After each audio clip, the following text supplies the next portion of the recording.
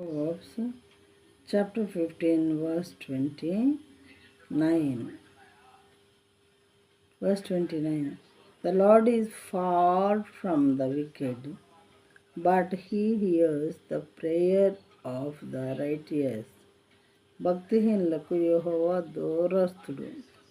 భక్తిహీనులకు యెహోవా దూరస్తుడు. నీతిమంతుల ప్రార్థన ఆయన అంగీకరించును. భక్తిహీనంగా జీవించేటటువంటి వాళ్ళు ఏదో ఆపదల్లో మరి కష్టాలు నష్టాలు వచ్చినప్పుడు మాత్రమే దేవుని దగ్గరకు వచ్చి ఏదో మొరపెట్టేవారుగా మరి ప్రార్థన చేయవారుగా ఉన్నప్పుడు ఆ భక్తిహీనులు వాళ్ళ ప్రార్థన అంట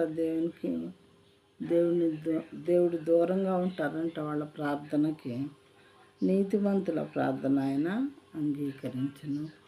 నీతి కలిగి ప్రతి ఉదయము ప్రతి రాత్రి ప్రార్థిస్తూ మరి ఎక్కువగా ఆయనతో సన్నిహిత సంబంధం కలిగి ఉండేటటువంటి భక్తుల యొక్క ప్రార్థననే నీతిమంతుల యొక్క ప్రార్థన ఆయన అంగీకరిస్తారంట.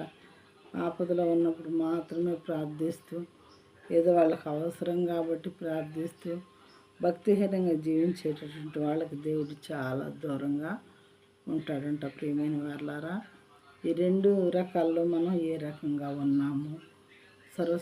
సర్వశక్తి కలిగినటువంటి దేవునికి మనం దగ్గరగా ఉన్నట్లయితే మనకి ఏ రకమైనటువంటి ఆపద కలిగినా మనం దేవుని దగ్గరికి వెళ్ళినప్పుడు ఆయన మన ప్రార్థననే అంగీకరించే దేవుడుగా ఉంటారు.